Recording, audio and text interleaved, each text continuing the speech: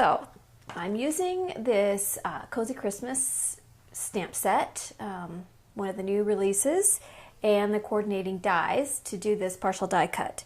So I just wanted to show you all the cute little images. I'm going to use this Have a Cozy Christmas sentiment and the little smokestack that I'm going to be stamping, and then otherwise I'm going to be using the dies.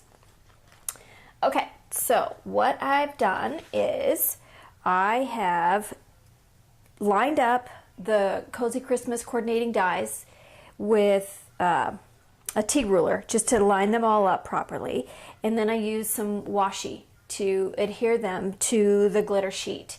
And then what I did is what I'm gonna do is take my little die cut machine here and the plates, and I'm going to line them up on the sheet or on the platform here, and then I'm going to take my top plate and make it so that, I'll do this backwards, so that this curved edge, these plates have like a curve, if you can see that. They don't cut, which means they don't cut all the way through. So this curved edge, I am doing this backwards. Okay. This curved edge is going to be right on the line where these dies end. So like at the very base of the little houses and the little trees. And then I feed them through. I found that I get the best results and the best cut because I don't want this the bottom of each of these dies to actually cut. I just want everything but that to cut. And so I'm going to put these plates on, and then I'm going to run them through.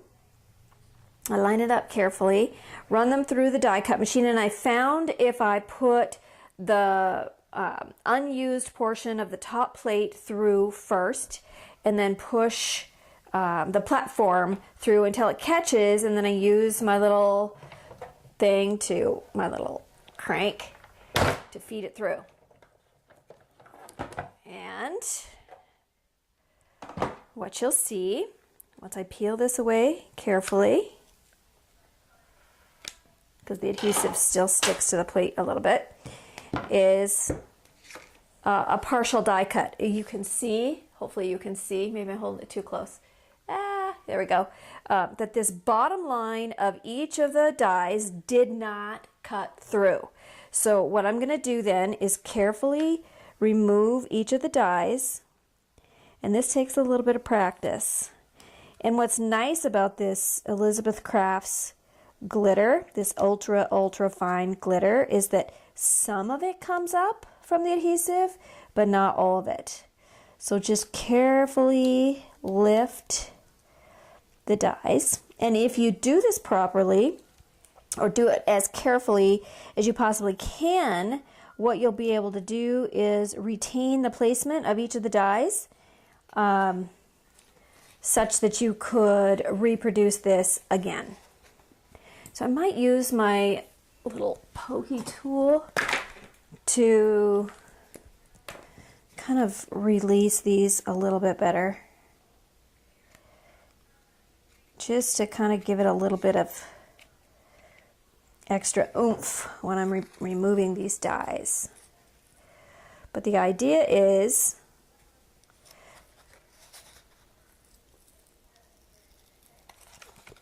that if you lift carefully, you'll get the dies off without ripping it.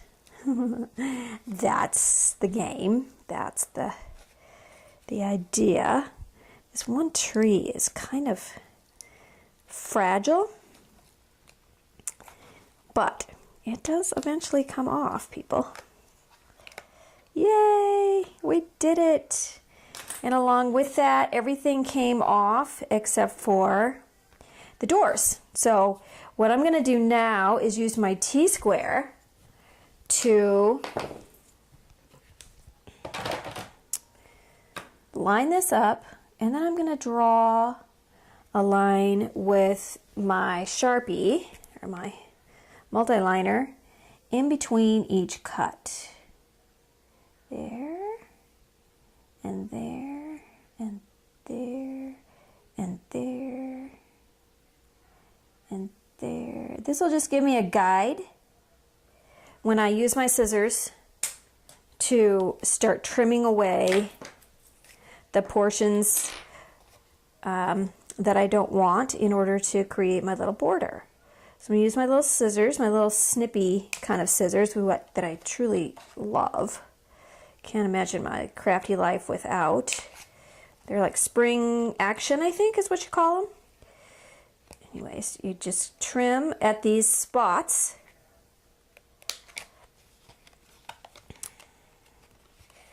For each of the little things. And what I'm doing too is I'm cutting right below that black line so that it doesn't show once I cut away all this excess.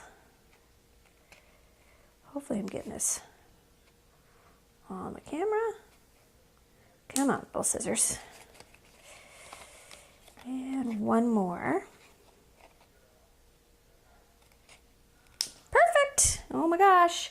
Okay, so you just kind of bend those back into place. And then I want the doors to be open, similar to the windows. So I'm just going to use my little snip scissors to trim those out. I'm going to push them back.